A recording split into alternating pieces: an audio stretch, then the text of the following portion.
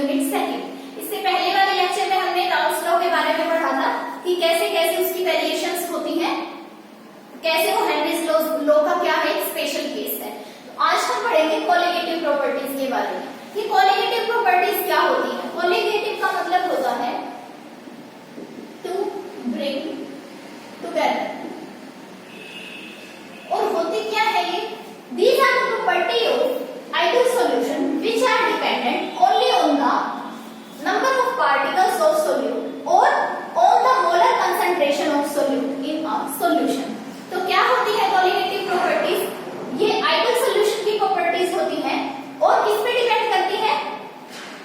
Only on the total number of particles of solute, कि सिर्फ solute की जो पार्टिकल्स हैं, सोल्यूट के नंबर ऑफ पार्टिकल्स हैं कि कितना सोल्यूट सॉल्यूशन के अंदर प्रेजेंट है, या फिर सोल्यूट की क्या मोलर कंसंट्रेशन, सिर्फ उसके ऊपर क्या करती है, ये डिपेंड करती है। ना उसकी साइज पे डिपेंड करेंगी, ना उसके मास पे डिपेंड करेंगी, ठीक है, ना उसकी कि उसका कैरेक्टर कैसा है उस पे डिपेंड करेंगी, सिर्फ उसके नंबर ऑफ पार्टिकल्स पे क्या करती हैं, डिपेंड करती हैं। चार्ज पे नहीं डिपेंड करेंगी, कोई किसी भी केमिकल प्रॉपर्टी पे नहीं, सिर्फ किस पे, नंबर ऑफ सोल्यूट पार्टिकल्स या फिर molar concentration of solute in a solution, सिर्फ इस पे डिपेंड करती है कोलिगेटिव प्रॉपर्टीज। तो ये चार होती हैं क्या? Relative longing in vapour pressure, elevation in boiling point temperature, depression in freezing point temperature and osmotic pressure. तो ये कोलिगेटिव प्रॉपर्टीज का काम क्या होता है? ये किसमें हेल्प करती है? ये हेल्प करती है डिटरमाइन करने में ऑब्जर्व्ड मॉलिक्यूलर मास, ठीक है, कि ऑब्जर्व्ड मॉलिक्यूलर मास और जो आपका कैलकुलेटेड मास होता है। ऑब्जर्व्ड मॉलिक्यूलर मास किसका? जो सोल्यूट का आया है उसका मास विद रिस्पेक्ट टू जो आपका कैलकुलेटेड मास है कि वो कितना क्या है, वेरी कर रहा है, उसकी डिटरमिनेशन के अंदर ये हेल्प करती है। तो फर्स्ट प्रॉपर्टी क्या है? रिलेटिव लॉन्गिंग इन वेपर प्रेशर। इसे डिस्कस करते हैं क्या होती है। तो हमने इससे पिछले वाले लेक्चर में क्या पढ़ा था कि जब नॉन वोलेटाइल सोल्यूट को सॉल्वेंट के अंदर डालते हैं तो क्या होता है? सॉल्वेंट नॉन वोलेटाइल सोल्यूट होगा, कोई भी जैसे सॉलिड सोल्यूट, जैसे कि हमने क्या एग्जांपल लिया था, शुगर का एग्जांपल लिया था, उसे किसके अंदर डाला था? वाटर के अंदर डाला था। तो जब नॉन वोलेटाइल सोल्यूट को प्योर सॉल्वेंट के अंदर जब हम डालते हैं तो हमने पढ़ा था कि डिक्रीज हो जाता है वेपर प्रेशर। वेपर प्रेशर है जो वो सॉल्वेंट्स का डिक्रीज हो जाता है, मतलब पूरे सॉल्यूशन का वेपर प्रेशर क्या होगा? सॉल्वेंट का डिक्रीज हो रहा है, मतलब पूरे सॉल्यूशन का वेपर प्रेशर क्या हो रहा है? डिक्रीज हो रहा है, क्योंकि सोल्यूट तो नॉन वोलेटाइल है। तो जब सॉल्वेंट का डिक्रीज हो रहा है इसका मतलब पूरे सॉल्यूशन का भी डिक्रीज हो रहा है। तो इसका मतलब जो पीएच है, नॉन वोलेटाइल सोल्यूट ऐड करने पे जो सॉल्यूशन का जो वेपर प्रेशर आया है उसे हमने पीएच से डिनोट किया है, वो किससे लेस हो जाएगा? Vapour pressure of pure solvent से। कि एक बार हमने क्या किया था, लास्ट लेक्चर में पढ़ा था कि प्योर सॉल्वेंट वाटर लिया था, उसका वेपर प्रेशर नोट किया, फिर हमने प्योर सॉल्वेंट के अंदर नॉन वोलेटाइल सोल्यूट डाल दिया, तो सॉल्यूशन का जो पीएच था वो पीएच नहीं, सॉल्यूशन का वेपर प्रेशर वो क्या हो गया? डिक्रीज हो गया। इससे जब वेपर प्रेशर था जो प्योर सॉल्वेंट का था उससे, तो प्योर सॉल्वेंट के वेपर प्रेशर को पी नोट ऐसे डिनोट किया है। तो राउल्स लॉ के अकॉर्डिंग अगर हम इसे देखें तो क्या होगा? पीएस क्या होगा? पी नोट ए इंटू में एस पी। पीएस क्या है? सॉल्वेंट का या फिर पूरे सॉल्यूशन का क्या आपका वेपर प्रेशर, वो किसके इक्वल होगा? सॉल्वेंट की मोल फ्रैक्शन के इंटू में उसके वेपर प्रेशर के, जब वो क्या होता है? प्योर फॉर्म के अंदर होता है। तो ये था हमारा राउल्स लॉ, तो उसके अकॉर्डिंग हमने ये इक्वेशन यहाँ पे लिखी। तो सॉल्यूशन के अंदर क्या है? बाइनरी सॉल्यूशन लिया है तो दो कंपोनेंट्स है ए एंड बी, तो दोनों की मोल कंसंट्रेशन किसके इक्वल होती है? 1 के इक्वल होती है। अगर 3 कंपोनेंट्स हो तो उन तीनों की कंसंट्रेशन किसके इक्वल होगी? 1 के इक्वल होगी। तो यहाँ पे 2 है तो इसका मतलब दोनों की क्या है, जो ये मोल फ्रैक्शंस हैं वो क्या होगी? 1 के इक्वल होगी। अब x को हम यहाँ से क्या लिख सकते हैं? 1 माइनस x पे लिख सकते हैं। तो हमें इसको x की वैल्यू को हमने इस इक्वेशन के अंदर पुट कर दिया। तो क्या है हमारा PS P not A 1 minus XP। तो अब P नॉट A को हम क्या लेके गए? नीचे लेके गए ऐसे, और 1 माइनस XP क्या रह गया? इधर रह गया। तो यहाँ से क्या हुआ? XP की हम वैल्यू निकाली तो क्या आ जाएगी? 1 माइनस PS बाय में P नॉट A। फिर इसे सॉल्व किया तो हमारे पास फाइनल इक्वेशन क्या आ गई? ये आ गई, जो XP क्या है हमारा? सोल्यूट की क्या है? Mole fraction.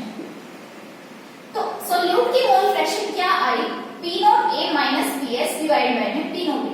हमें यहाँ से भी पता चल रहा है कि प्योर सोलवेंट है जो उसका वेपर प्रेशर ज्यादा है कि जब क्या है उसके अंदर नॉन वोलेटाइल सोल्यूट मिला हुआ है। तो यहाँ क्या लिखा हमने, डिवाइड में क्या, पी नॉट ए, जब वो प्योर फॉर्म के अंदर है। तो P not A P S क्या हुआ, लोअरिंग इन वेपर प्रेशर हुआ। जो सिर्फ ये ऊपर वाली टर्म है ये क्या होगी, लोअरिंग इन वेपर प्रेशर होगी, लेकिन ये पूरी टर्म क्या होगी, relative lowering in vapour pressure. Relative किसकी है ये, जब आपका सोलवेंट क्या है, प्योर फॉर्म के अंदर है उसके। तो जो ये relative lowering in vapour pressure है ये होती है आपकी कोलिगेटिव प्रॉपर्टी, ना कि सिर्फ ये टर्म। तो अब हम क्या करेंगे, हमने क्या निकाली, सोल्यूट की मोल फ्रैक्शन निकाली, लेकिन हम अब क्या बताएंगे कि उसका मोलर मास क्या हो सकता है, जो हम ऑब्जर्व करते हैं बाय न्यूमेरिकल्स, कि उसकी वैल्यू कितनी आएगी ऑब्जर्व जो हमने की है। तो हमने अभी ये इक्वेशन सोल्व की थी, xp is equal to P not a minus P S divide by में पी नॉट पी। तो xp क्या आया यहाँ से, xp क्या होता है वैसे, मोल फ्रैक्शन होती है, b की मोल फ्रैक्शन है तो क्या होगा, number of moles of b divide by number of moles of b plus number of moles of a। Mole fraction का फॉर्मूला यही होता है, ये लिखा। मोल्स नंबर ऑफ मोल्स कैसे निकालते हैं, मास ऑफ सोलवेंट या सोल्यूट डिवाइड बाय में उसका मोलिकुलर मास। तो हमने वही वैल्यू Nb की वैल्यू यहाँ पे पुट की कि Nb क्या होता है, गिवन मास बाय में मोलर मास, मास ऑब्जर्व्ड मतलब गिवन मास बाय में मोलर मास, और यहाँ पे सोलवेंट का, और ये इसके इक्वल आ गया, इसके इक्वल आ गया। Xp की जगह हमने ये वैल्यू पुट कर दी। तो अब यहाँ से ये क्या है, ये Xp की वैल्यू आई है हमारे पास, यहाँ से हम किसकी वैल्यू निकाल सकते हैं, Mb की वैल्यू निकाल सकते हैं। Mb क्या है आपका, ऑब्जर्व्ड मास ऑफ सोल्यूट। तो ये कौन से सॉल्यूशन के लिए है, जो सॉल्यूशन आपके डाइल्यूट नहीं होते, मतलब जो आइडियल सॉल्यूशन नहीं है, जिसके अंदर कंसंट्रेशन ऑफ सोल्यूट 5% से ज्यादा होती है, उन सॉल्यूशन के लिए आप ये इक्वेशन लगाओगे। लेकिन आइडियल सॉल्यूशन के लिए जिनके अंदर क्या है, जो डाइल्यूट सॉल्यूशन है, कंसंट्रेशन ऑफ सोल्यूट क्या होती है 5%, हम क्या करते हैं मान के चलते हैं, या फिर उससे कम। तो यहाँ पे relative lowering in vapour pressure किसके इक्वल होगी, जो ये है, ये टर्म आपकी क्या हो जाएगी, नेग्लेक्ट हो जाएगी। क्यों नेग्लेक्ट हो जाएगी, जब आइडियल सॉल्यूशन ले रहे हैं तो कंसंट्रेशन ऑफ सोल्यूट क्या है, 5% से भी क्या है, लेस है। कंसंट्रेशन ऑफ सोल्यूट 5% से भी क्या है, लेस है, और सोलवेंट क्या है आपका 95% या उससे क्या है, ज्यादा है। तो इसलिए हम क्या है, Nb जो number of moles of solute है, मतलब सोल्यूट के जो नंबर है वो हम उसे क्या कर देते हैं, नेग्लेक्ट कर देते हैं। तो इसलिए यहाँ से डिनोमिनेटर के अंदर से जो नंबर ऑफ मोल्स ऑफ क्या है, सोल्यूट है, वो हम नेग्लेक्ट कर देंगे। तो हमारे पास फाइनल इक्वेशन ये आ जाएगी, और इसे हम इस फॉर्म के अंदर भी लिख सकते हैं। तो ये इसके इक्वल आ गया, relative lowering in vapour pressure के इक्वल आ गया। तो यहाँ से हम क्या है, ऑब्जर्व्ड मोलिकुलर मास कैलकुलेट कर सकते हैं, ठीक है। तो relative lowering in vapour pressure आपकी कोलिगेटिव प्रॉपर्टी कैसे हुई, कोलिगेटिव प्रॉपर्टी क्या है, मोल किसके इक्वल होती है, molar concentration of solute in a solution. और यहाँ से हमारे पास क्या आ रहा है, relative lowering in vapour pressure क्या है, P not a minus P S divide by में पी नॉट ए, और ये किसके इक्वल आ रहा है, मोलर कंसंट्रेशन ऑफ सोल्यूट के। इसीलिए हमें यहाँ से क्या पता चला, जो relative lowering in vapour pressure है वो क्या है, कोलिगेटिव प्रॉपर्टी है, नोट इट डाउन।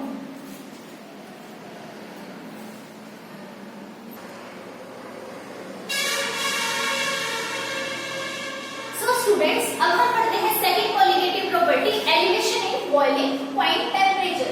तो बॉइलिंग पॉइंट क्या होता है, जिस पर वो टेम्परेचर जिसपे क्या हो आपका लिक्विड बॉयल हो जाए, या फिर वो टेम्परेचर जिसपे pressure on the surface of liquid किसके इक्वल हो जाता है, जब एक्सटर्नल प्रेशर या एटमॉस्फेरिक प्रेशर के इक्वल हो जाता है, उसे क्या बोलते हैं, बॉइलिंग पॉइंट बोलते हैं।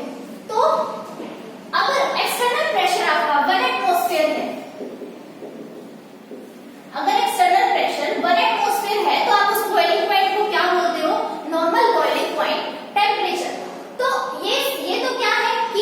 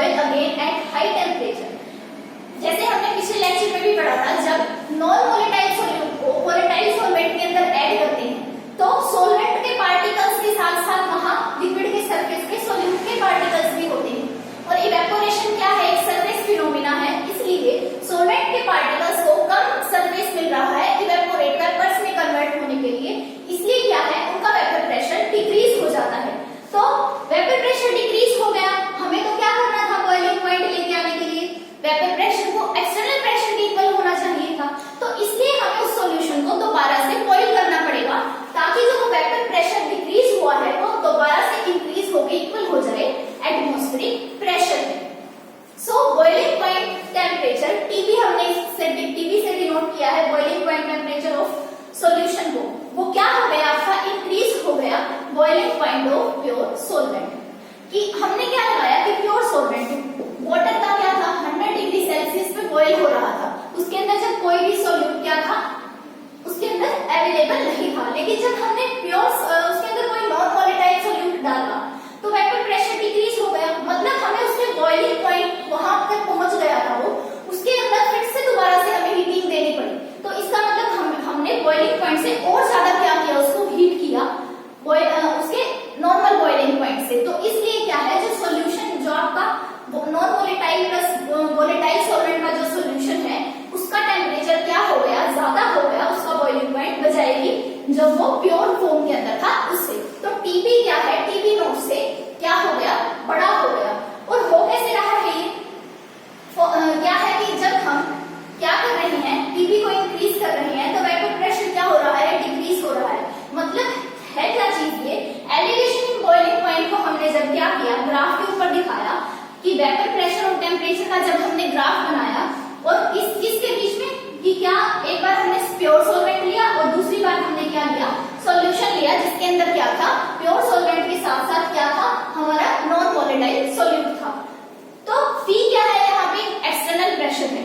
तो वेपर प्रेशर का जो कर्व है, जो एबी कर्व है वो है सोलवेंट के लिए। तो सोलवेंट का वेपर प्रेशर क्या है, हमारा ज्यादा है जब उसके अंदर कोई सोल्यूट अवेलेबल नहीं है, तो इसलिए इसका कर्व अपर है बजाय कि इसके सीडी के, जो किसके लिए है, कर्व सॉल्यूशन के लिए है। तो जब हमने इसको, जो ये डैश की लाइन है, जब हमने देखा कि टेम्परेचर क्या हो रहा है, वेपर प्रेशर का कर्व तो सोलवेंट का ज्यादा है लेकिन टेम्परेचर क्या है सोलवेंट का, प्योर सोलवेंट का कम है बजाय कि टेम्परेचर ऑफ सॉल्यूशन के। तो यहाँ से हमें क्या पता चला कि क्या है, जो डेल्टा टीबी क्या है, जो टीबी माइनस टीबी नोट है। डेल्टा टीबी क्या है, टीबी माइनस टीबी नोट, ठीक है। तो ये जब इंक्रीज हो रहा है तो आपका वेपर प्रेशर क्या हो रहा है, change in vapour pressure decrease हो जाएगा कि यहाँ पे ये गैप इतना है। लेकिन अगर आप इसको ज्यादा क्या कर दोगे, बड़ा कर दोगे, डेल्टा टीबी बड़ा कर दोगे तो आपका ये कर्व है ये ऐसे चला जाएगा, यहाँ आ जाएगा। मतलब वेपर प्रेशर जो है, चेंज इन वेपर प्रेशर जो हो रहा है वो क्या हो जाएगा, आपका डिक्रीज हो जाएगा। लेकिन फिर ये किसके लिए था, स्मॉल रेंज ऑफ कंसंट्रेशन के लिए। लेकिन जब क्या है, डाइल्यूट सॉल्यूशन हम ले रहे हैं, डाइल्यूट सॉल्यूशन मतलब आइडियल सॉल्यूशन, वहां पे क्या होगा, डिक्रीजिंग जो वेपर प्रेशर होता है वो मोलैरिटी के डायरेक्टली प्रोपोर्शनल होता है। सो हमारा जो डेल्टा टीबी हो जाएगा वो किसके इक्वल हो जाएगा, मोलैरिटी के इक्वल हो जाएगा। मतलब हमने इस इक्वेशन को, जो डिक्रीजिंग वेपर प्रेशर है, इसकी जगह पे हमने क्या रख दिया, मोलैरिटी रख दिया, क्योंकि डिक्रीजिंग वेपर प्रेशर मोलैरिटी के डायरेक्टली प्रोपोर्शनल है, इसलिए डेल्टा टीबी भी क्या हो गया, ये इक्वेशन सेकंड को हमने इक्वेशन फर्स्ट के अंदर रख दिया। तो डेल्टा टीबी है जो आपका क्या हो गया, मोलैरिटी के इक्वल हो गया, सॉरी डायरेक्टली प्रोपोर्शनल हो गया। तो जब हम डायरेक्टली प्रोपोर्शनल के साइन को रिमूव करेंगे तो हमारे पास एक कांस्टेंट आएगा k, जिसे हम बोलते हैं मोलर एलिवेशन कांस्टेंट या फिर एब्यूलोस्कोपिक कांस्टेंट। तो हमारे पास फाइनल इक्वेशन क्या आई, delta TB is equal to KBN, n क्या है यहाँ पे, मोलैरिटी ऑफ सॉल्यूशन। सो अब इसको डेराइव कैसे करेंगे, जो हमारे पास ये इक्वेशन आई है हम इसे डेराइव कैसे करेंगे।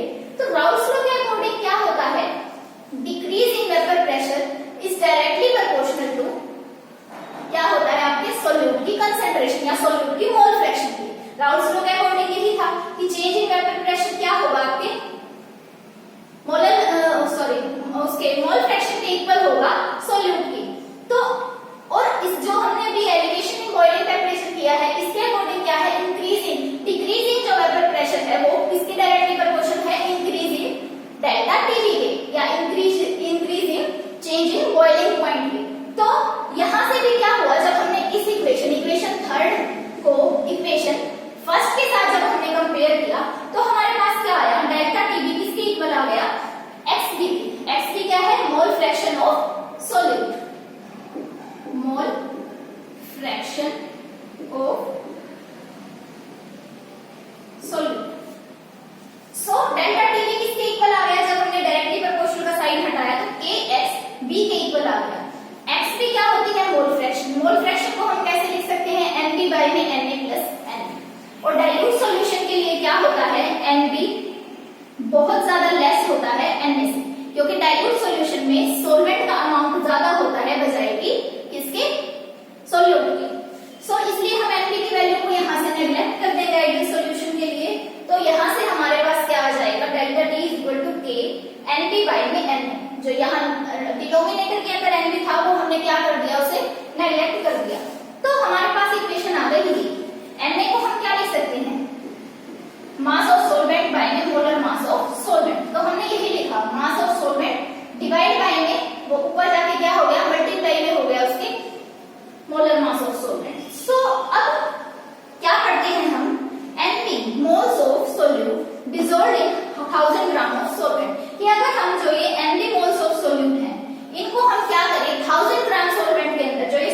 दिया हुआ है, अगर हम इसे 1000 ग्राम सॉल्वेंट में डिसॉल्व करेंगे तो उसे हम क्या बोलते हैं, मोलैलिटी बोलते हैं।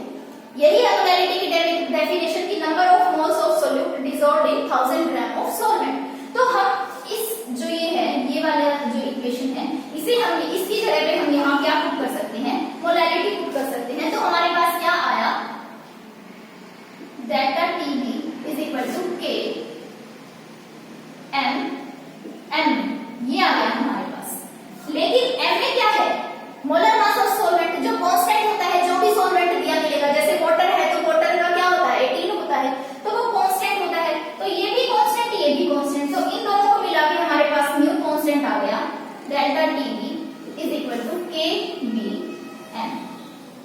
और के बी क्या है, एब्यूलोस्कोपिक कांस्टेंट या मोलर एलिवेशन कांस्टेंट बोलते हैं इसे। तो हमारे पास क्या हो गई, ये इक्वेशन हमने डेराइव कर दी। तो इस तरीके से राउल्ट्स लॉ और इसको जो ये आपका एलिवेशन इन बॉइलिंग पॉइंट आया है, जैसे चेंज इन टेम्परेचर की इंक्रीज हो रहा है जब टेम्परेचर, तो क्या होगा, वेपर प्रेशर डिक्रीज हो रहा है, या फिर वेपर प्रेशर डिक्रीज हो रहा है, टेम्परेचर इंक्रीज हो रहा है। उस तरीके से इन दोनों इक्वेशन को हमने रिलेट करके क्या निकाला, हमारा जो ये इक्वेशन है क्या, delta TB is equal to K B M. तो बेसिकली हम कर क्या रहे हैं, यहाँ पे हर जगह क्या कर रहे हैं, मोलर कंसंट्रेशन निकाल रहे हैं या फिर सोल्यूट की कंसंट्रेशन निकाल रहे हैं कि कितने नंबर ऑफ सोल्यूट है किसी सॉल्यूशन के अंदर प्रेजेंट। तो यही तो हमारी मोलिडिटी प्रॉपर्टीज की डेफिनेशन होती है। हमें एट लास्ट निकालना क्या है कि जो क्या है कंसंट्रेशन ऑफ सॉल्वेंट है, वो कंसंट्रेशन जो सोल्यूट है वो कितनी है किसी सॉल्यूशन के अंदर, ये निकालना है हमें। तो यहाँ भी हम यही कर रहे हैं, कैसे कि जो m है, m क्या है, नंबर, जो मोलैलिटी होती है वो क्या होती है, number of moles of solute ही होती है basically, mole fraction of solute. तो यही चीज क्या है हम निकाल रहे हैं। एनबी क्या, मोलैलिटी क्या है, number of moles of solute dissolved in a solvent. तो यही हम निकाल रहे हैं। तो यहाँ से क्या पता चला कि जो एलिवेशन इन बॉइलिंग पॉइंट है वो क्या है, colligative property. Note it down.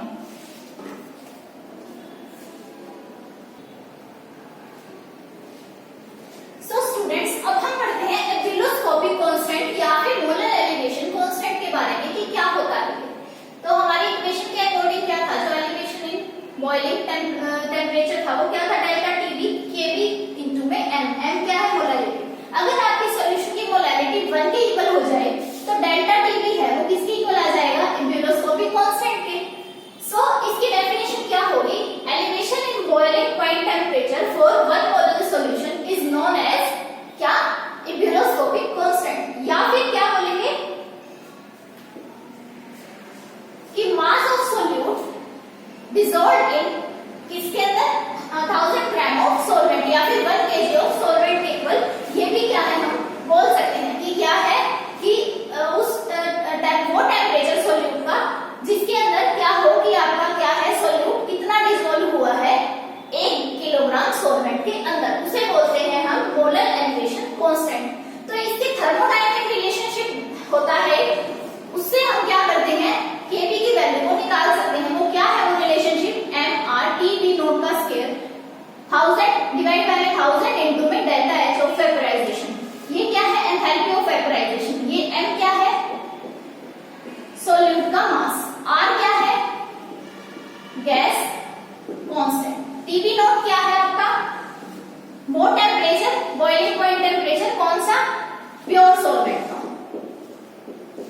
Pure solvent का बॉइलिंग पॉइंट टेम्परेचर। और अगर हम क्या करें, यहाँ क्या है 1000 ग्राम सॉल्वेंट में लिया है, अगर हम 1 kg सॉल्वेंट में लिखेंगे तो क्या हो जाएगा, M R T B nought square divide by में डेल्टा एच ऑफ वेपराइजेशन।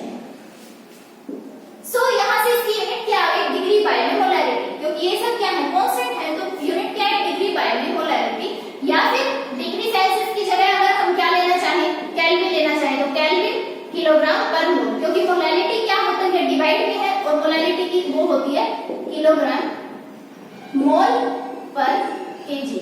तो मोलैरिटी डिवाइड में है इसलिए क्या हो जाएगी, मोल पर केजी, इसका मतलब केजी पर मोल, अपोजिट हो जाएगा। सो